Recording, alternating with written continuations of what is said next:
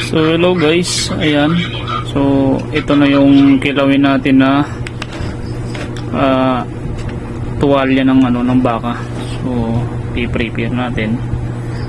Titimplahin na natin yung ating kilawin. So yung kalahati pala nito guys ay ginawa nating balbakwa.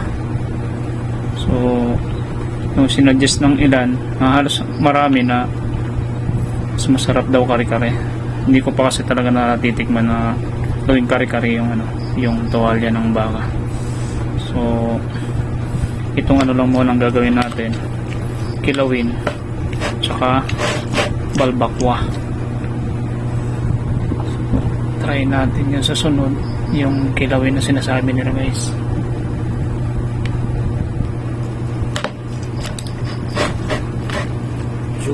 So yan, pipisa natin siya ng kalamansi.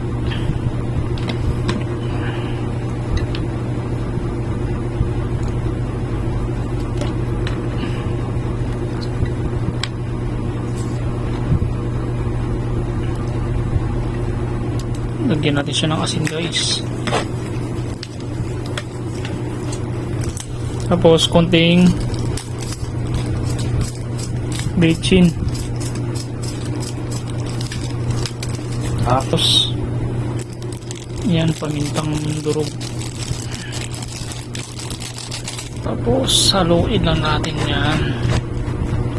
So yan na guys. So templado na yung ating kilawing tuwalya ng baka. So yan, ready to eat na to guys.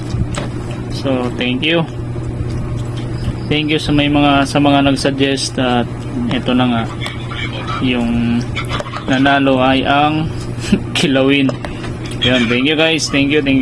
Yan, kain po tayo. Yan na guys, ito na yung kilawin natin na tuwalya ng baka guys. So ang nanalo sa mga nagsuggest ay kilawin. So yan, kinilaw na natin. Yung kalahati nito ginawa nating balbakwa. So yan, yung sabon nyo, puro lang to, kalamansi. Yan, pinalambot sa atin sa pinalambot. So medyo matigas-tigas konti, pero masarap talaga yung kainin pagka medyo matigas-tigas siya konti. Kahit naman kasi sobrang lambot guys. So yan, maraming salamat sa nagsuggest nung una kung anong dapat natin gawin sa tuwalya ng baka. So ayun, ang nanalo ay kilawin at balbakwa. So nagluto din tayo ng balbakwa. So yung sa kare-kare guys, next time na yon.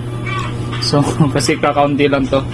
So ang kare-kare siguro ay dapat marami, pero hindi ko pa yun natatry. So ito muna ngayon ay ang kilawin natin guys. So try natin to. Ano, ng subo.